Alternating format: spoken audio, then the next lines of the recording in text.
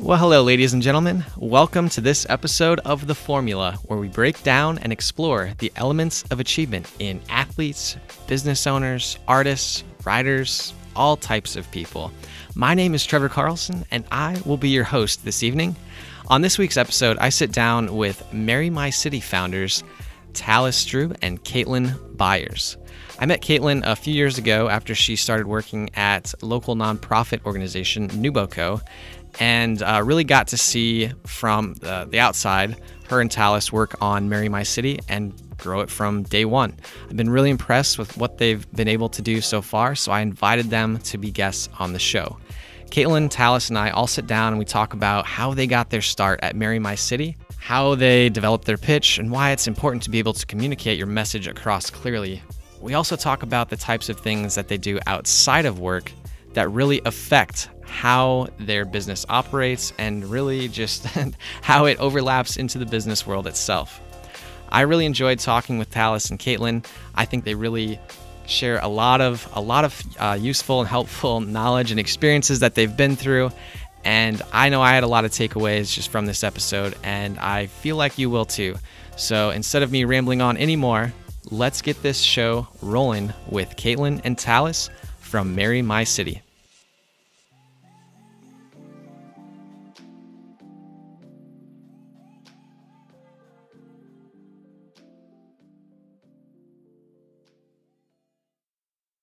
On this week's episode of The Formula, I have Kaitlin and Tallis from Marry My City. Kaitlin and Tallis, you gonna want to tell me a little bit about how you guys got started on Marry My City? You bet. Hey, this is Kaitlin. Thanks so much for having us here today, Trevor. So to give you some insight into how we started this business, it was a couple years ago. I really came up with this idea, and there was this group I was a part of, and they had us do this little activity where you could pitch to the group just an idea at random. And I'd kind of been thinking about this idea, and I gave this pitch, and it was just, I bombed it. It was pretty terrible. But I had one person that came up to me afterward and said, you know, you should think about doing that. That's really cool. So I applied for the Iowa Startup Accelerator through NuboCo. And when I got in, the words of advice I got were to basically, you need to bring on somebody else. You don't want to start this business alone. You need to have a co-founder. So I went on a walk with my friend Tallis, who's sitting right here next to me. And I was telling her about the business, and she just said, hey, I'll join you. And really, that was it. We started it off. We had both been going to tons and tons of weddings, and we're really tired of the same old stuff, you know, buying pots and pans and towels and laundry baskets and all that stuff, and really wanted to give couples kind of an experience in their city. So that's where it started, and we went through venture school and kicked it off about a year and a half ago. Okay, so it sounds like you kind of had like a normal startup story, and then you brought on your friend Tallis. So what types of things have you learned just from starting your own business for the first time? Because this is your guys' first business, right? I actually have my own business already. I've been working for about 5 years as an independent dance instructor. So I have a little experience running a small business. But in terms of a startup or something that's a kind of a new idea, this is definitely our first time around. In terms of things that I've learned, and I'll let Kaitlin jump in on this, I think when you're shooting around a new idea and you're not really sure which way to go, you can kind of get stuck in that analysis paralysis and think, oh, what if we do it like this? What if we do it like that? And you realize that you're not actually going anywhere. So I think when we started to really build some traction was when we just started to try things and to really invest in that customer discovery phase. And then we figured out, you know, what we were doing, where we were going, and we could problem solve better from there. Yeah, well said. I totally agree. And just that focus, having that focus as you're moving forward. And we're kind of big idea gals. So we would sit down and we'd come up with all these really cool add-ons and additions to the business. And we really just had to come back to the mission and core of what we're trying to do constantly to refocus and realign. Something else I would say is to get lots of advice. And so we were pretty good about reaching out to mentors that we had in venture school that are here in this building. We are at the New Boco right now in the Geometric building. Tons of mentors that we found through that network. And we would take people to lunch and we would, go out for coffees. And you get a lot of advice, and not all of it is exactly what you want to hear or that you agree with, but everything kind of helps move your business forward in some way. So we were really good about keeping track of all that and building and cultivating all those relationships. So to summarize, it sounds like if you want to get out of the analysis paralysis stage, which a lot of other startups seem to kind of get stuck in. Well, I think writers and all kinds of people really get stuck in that phase. What you're saying is go out and talk to more people and kind of really understand who your customer or your reader or whoever's going to be interacting with your product is. And then from there, go buy mentors or people that have been there before, coffee and talk with them. Is there anything else that you'd like to add to that? I think also going through venture school, the main thing there was it forced us to pitch every week, and developing our pitch, especially as a team, forced us to really not just think we know what we were talking about, but really dive into the research a little bit more. I think when we started doing more competitions and pitches, we really started to figure out what that MVP was, what we needed, who our customers were, and to understand better the details of the business that we were building. And on a lighter note, another thing you could do is find a co-founder that's pregnant, because we went through the process. Tallis was a champ. She was pregnant when we started this business. And then we had this baby around. And anytime a baby's around and you're working, you just stop taking yourself so seriously. And you really kind of think about what's important in life. So Schaefer, her awesome baby boy, was staring at us while we were working. And it was fabulous to have him and his energy in the room. That sounds like a great tip. Just find a co-founder that's expecting and everything will go smooth from there. So it sounds like everything is run pretty smooth for you guys so far. What do you think other than expecting a child, what do you think the biggest challenge that you faced so far is, and how did you really work through that? So I remember early on, even after we had gone to venture school, we had kind of a heart-to-heart moment where we were like, okay, are we in this? How much are we in this? And because it was a new process for both of us, we didn't have any prior experience with being co-founders, having a startup.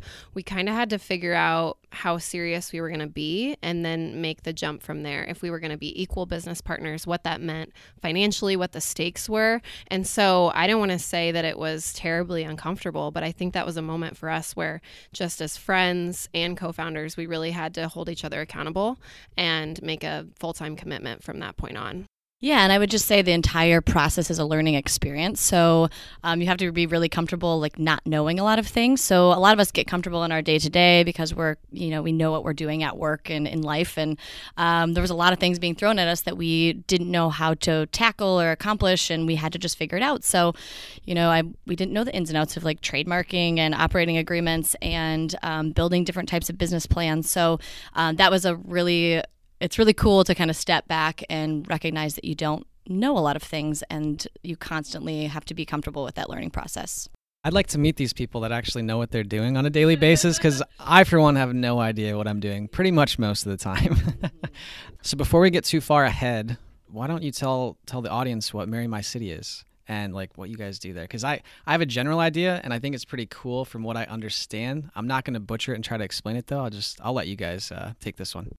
Marry My City. Marry My City is an online gift registry focused on local experiences instead of stuff. So generally, couples will go to Target, Bed Bath & Beyond to register for their gift giving for their weddings. And we are rerouting that to these local businesses, these small business owners, to offer couples a chance to experience their city. So whether that's cooking classes or a night out at the theater or a date night or maybe even going skydiving or doing something a little bit out of their comfort zone, we're trying to get couples to experience their first year of marriage together.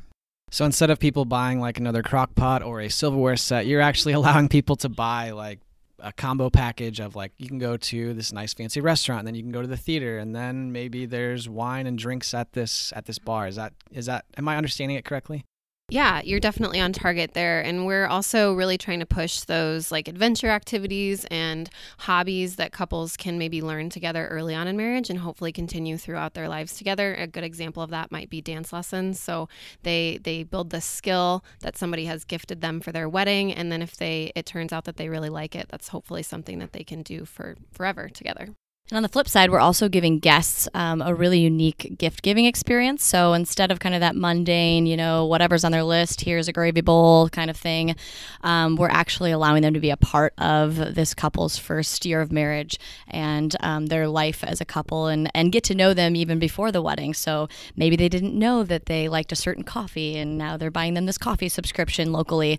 Or maybe they didn't know that they love this art gallery and they're really into cool pieces of artwork and they were able to gift them something that just has a little bit more meaning.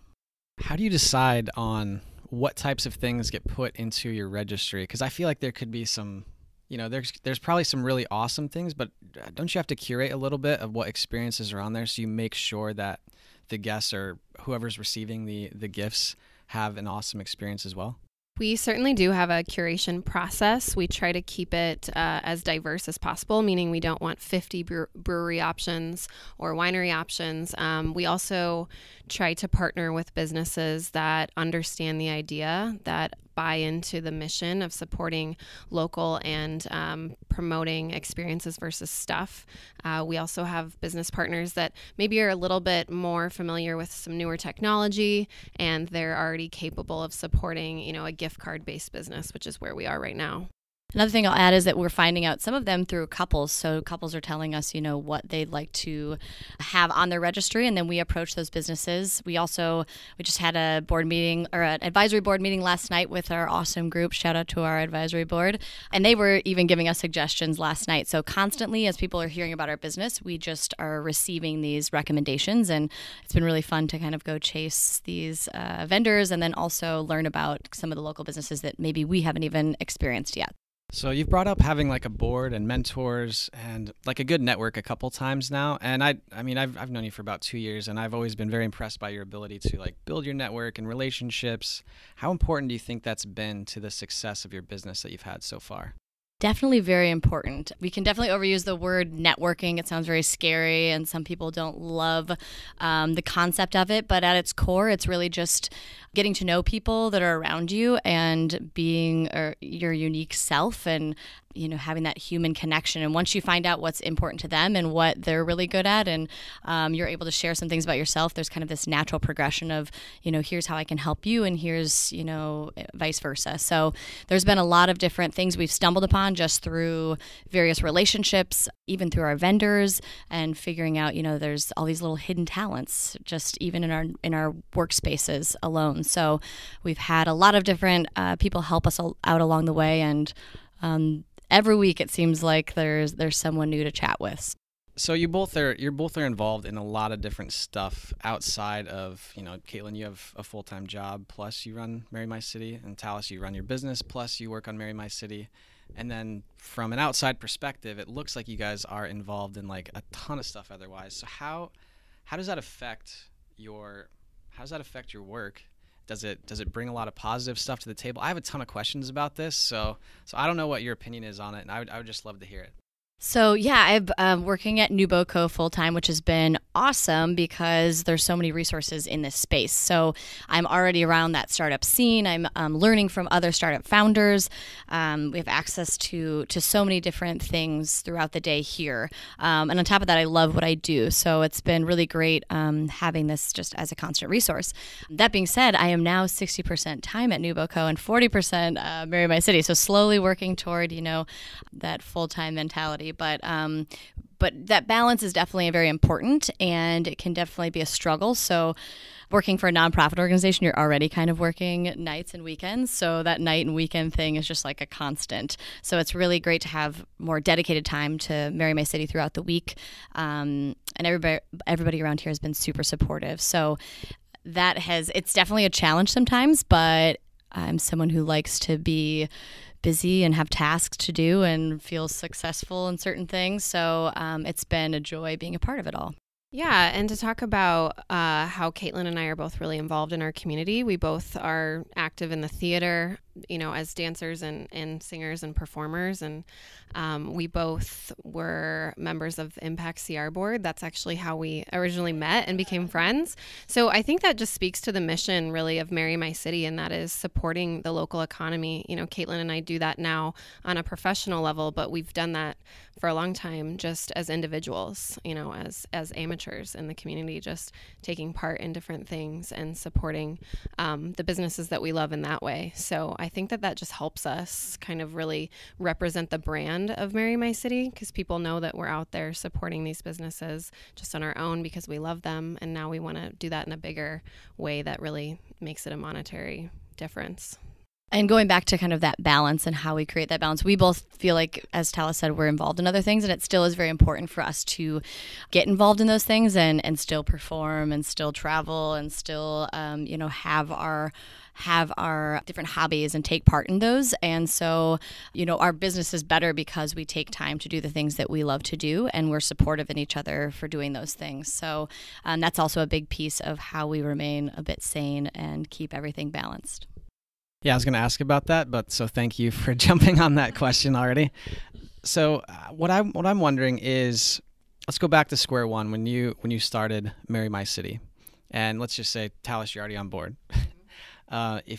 So you're starting a startup from scratch with the knowledge you have now. How would you go from your initial idea to where you're at now, where you're transitioning from part-time to full-time?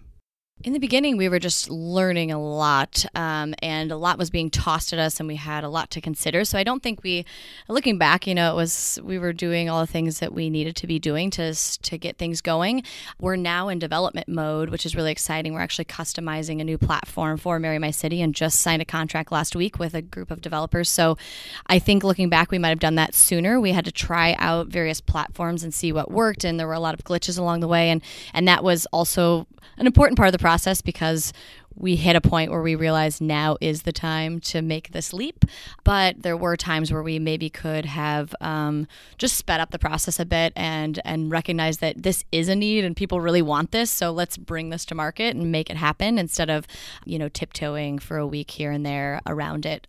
All in all, we've been just hitting the ground, and nothing is totally automated right now. So Tallis and I spend a lot of our time meeting with these small businesses and talking to couples and getting these gifts and delivering these gifts. So it is very much a hands-on process, and it's all been really important to how we've shaped the business, because we're learning about each segment of the business as we go. So I don't think we did anything wrong, but we had definitely had a ton of fun as we were just kind of getting our feet on the ground. And when I think back, I don't know that we had life circumstances pushing us to really start this business. I don't want to undermine our belief in the idea, because we both were super passionate about it, but neither of us were starving. We had other jobs. We had other passion projects. So I think that all played a role into just us easing into this and really figuring out what it was versus diving in, 100% from day one.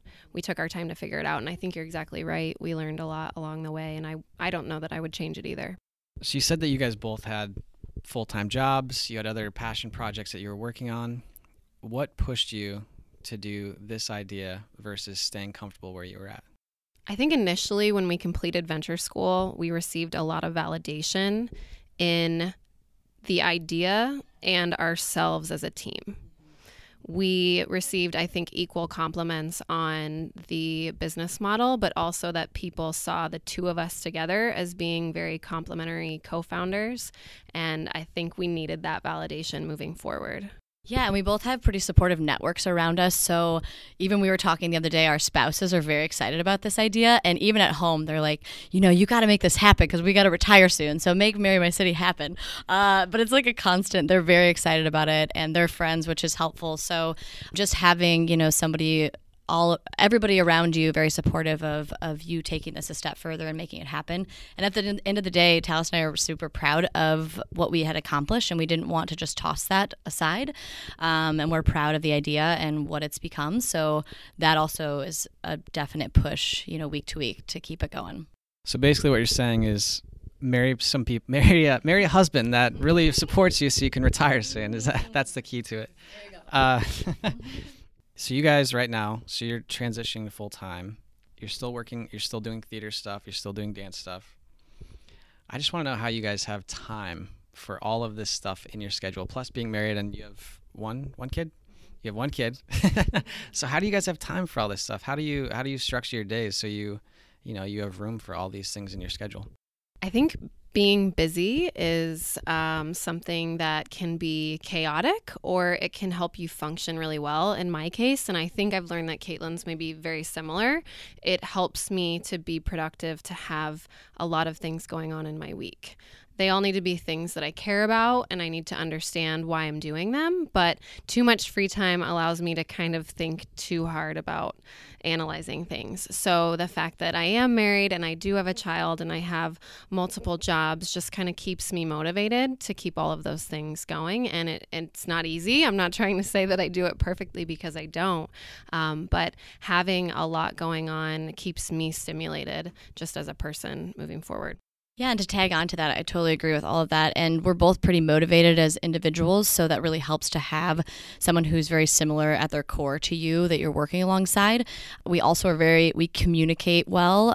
We understand that we have these other things we like to do, whether that's going away for the weekend or spending time with family, or being in a production of sorts, or sometimes I just need to go and be in nature, and we both understand that is important, and so we communicate that in advance. And so if one of us is having a week where we're just a little bit more stressed out with something else, or we're just consumed with other things, the other person can kind of take the lead. So we balance that pretty well, and we play off each other and our schedules very well, so it works out. So I feel like a lot of people really struggle with partnerships, and you two seem to do a really good job communicating. And I don't know. I feel like every time I see you guys are both on the same page. You're both just really working together to move the business forward. What advice do you have for people who are in the earlier stages of either maybe finding a partner or getting a business started with a partner, to make sure that they have a high functioning partnership to give their business the best chance for success? I think Kaitlin kind of alluded to this with talking about how we communicate well. That's crucial. You always have to have open communication with somebody that you're in business with, for sure. But I think just being honest on top of that, early on when we were really trying to figure out what this was going to look like and if it was going to be a big deal. I mean, it's kind of like being married, in a way we are. And so I'm, really as honest with Kaitlin as I am with my husband in a lot of ways. And I think that that's really important moving forward, so that we can trust each other and we can support each other in business and then with personal stuff as well. I think you covered it, but I think we should maybe even have a ceremony soon. And so all of our listeners, you are invited if we end up wedding. And we will be registering at marrymycity.com. No, you're fine. Clap away. It's shameless plug, marrymycity.com. Sign up. You mentioned something before about taking time outside and taking time in nature. How big of an impact, or what impact do you feel like that has on your ability to really focus on the big picture or your goals at your organization? I think getting away from it all and clearing your head, we both do that in different ways. Tallis may be able to speak to how she accomplishes that, but mine's definitely getting, as people say, getting off the grid, but truly just maybe taking my dog, hitting a trail and walking and just being outside.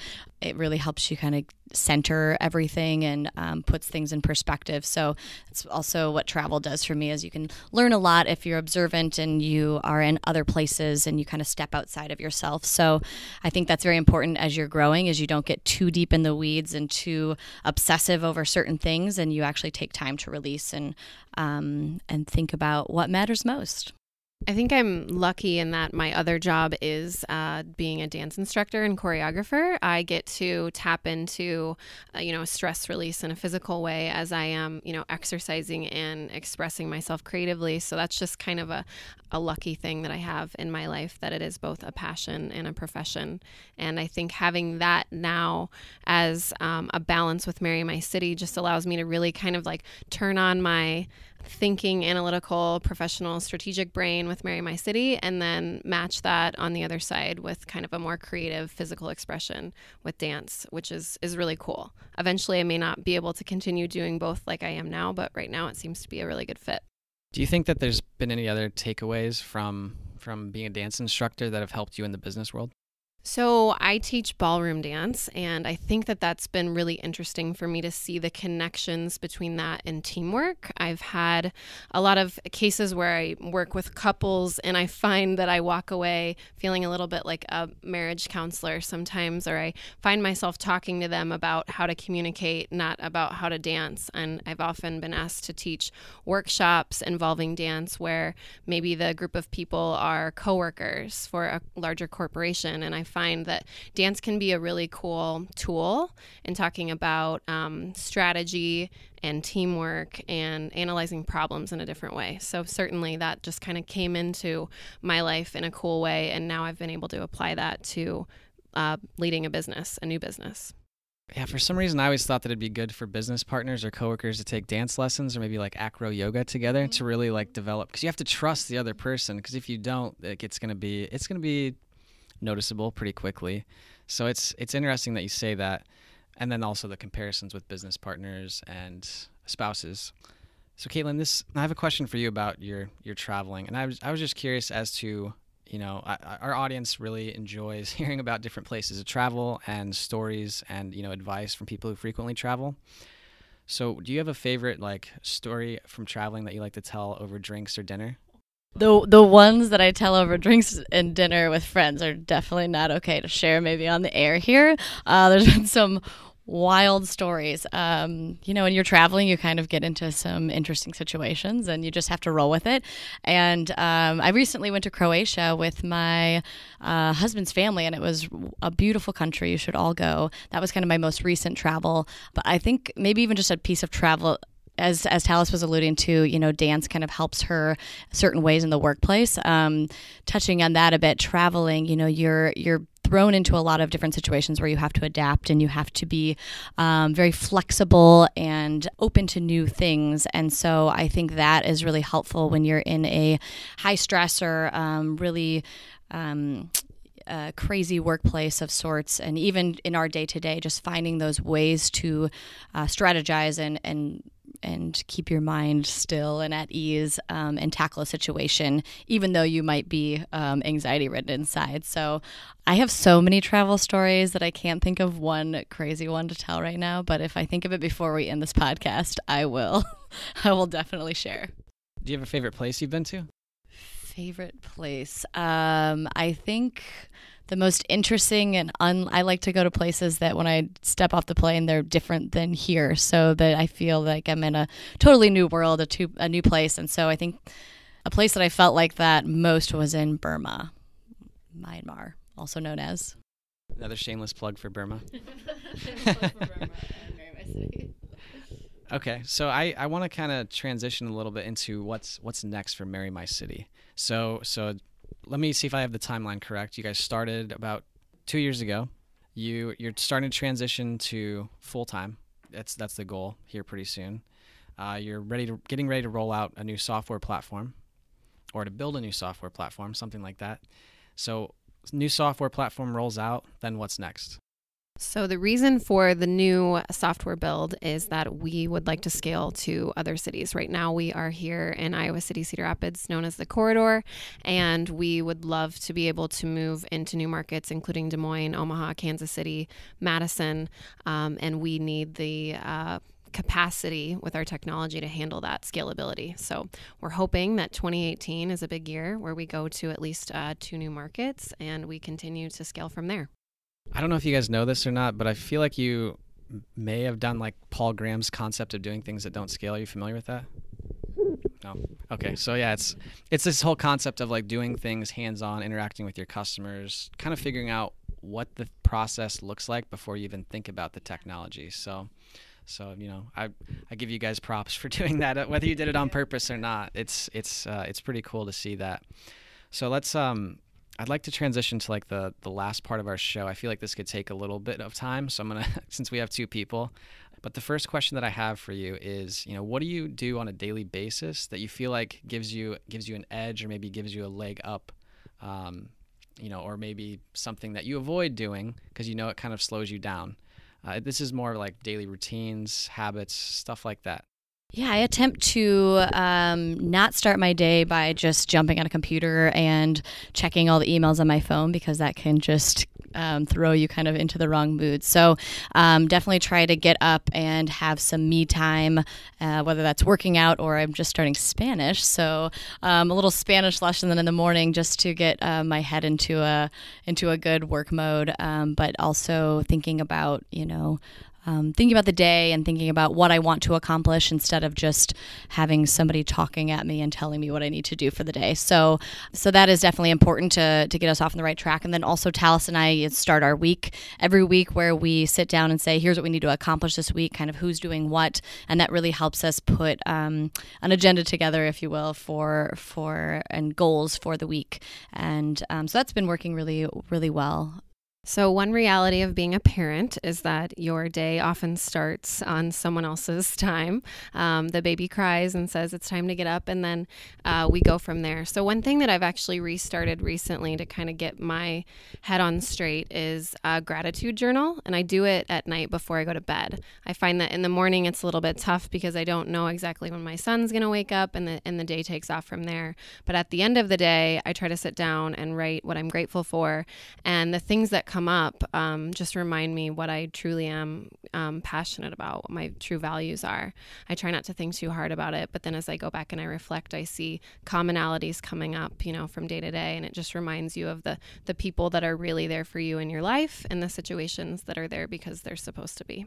Do you have a process that you go through that you can share when you fill out the gratitude journal, or do you have like a one of those that you buy and it kind of gives you like a guide? Do you want to walk me through how you do that? It's really as simple as a notebook and a pen. I've tried this before. In the past, I've done it where I might just write 3 words a day.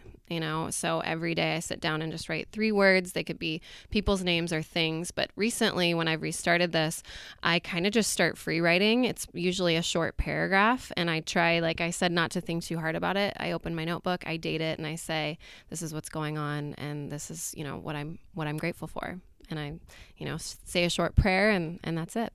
It seems like a pretty good process. I use the 5-minute journal. I do the morning and night with that, but it's not as long form. It's like, what are 3 things that went well today? And I'm like, well, I have 5. So no, that's very cool. I think taking the time to fill out a gratitude journal and think about the things that we're grateful for is important. And, I hope people take the time to maybe like start doing their own gratitude journal after hearing that, which leads me to my next question, which is, what do you think the most impactful book that you've read is and why?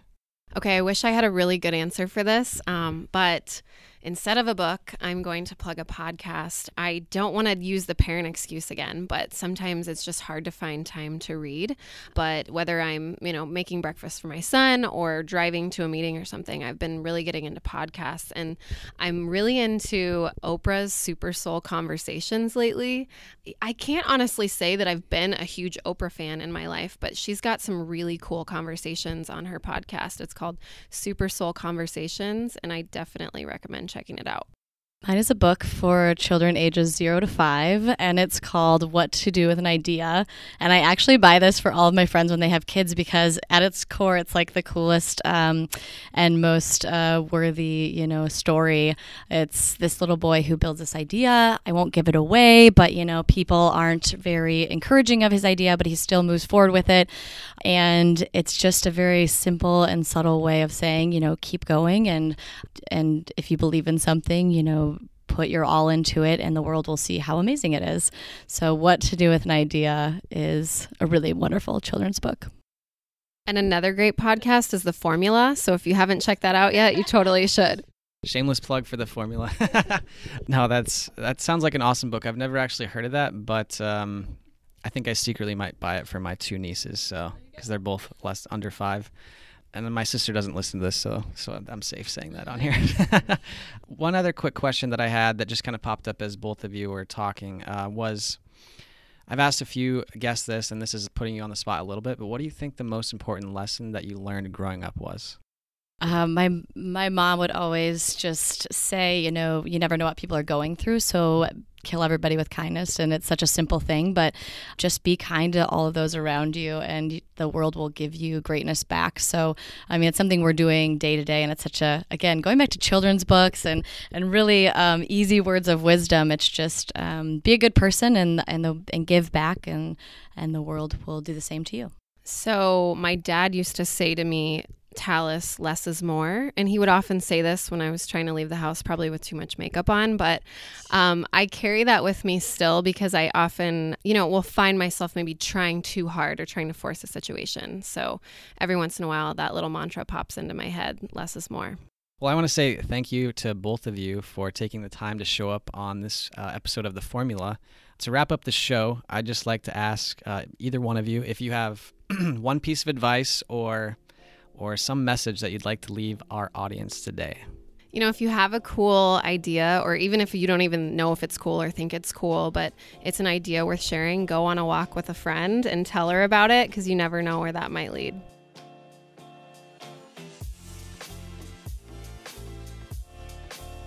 Well, ladies and gentlemen, that is a wrap for this week's show. I'd like to give a big thank you to Tallis and Kaitlin for sitting down with us on The Formula for this episode. If you'd like to check out Marry My City and what they have going on over there for their services for those of you who are looking to get married in the near future, go ahead and head over to marrymycity.com. On another note, if you think you might be interested in, or you might enjoy getting other types of info products from us, such as guides, ebooks, other podcasts, who knows what else we'll be sending your way, just all kinds of good stuff, go ahead and head over to helixacademy.co and sign up for our newsletter today. That's all for this week's show.